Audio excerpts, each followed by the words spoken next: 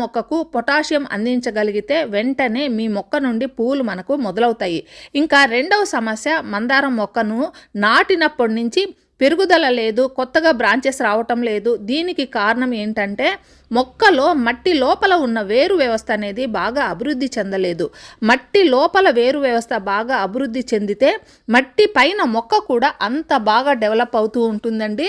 వేరు వ్యవస్థలో గ్రోత్ అనేది లేకపోతే దానికి కారణాలు కూడా చాలా ఉంటాయి. అందులో మొట్టమొదటి కారణము, మనము మొక్కను నాటినప్పుడు మట్టి మిశ్రమం మీద చాలా శ్రద్ధ పెట్టాలి.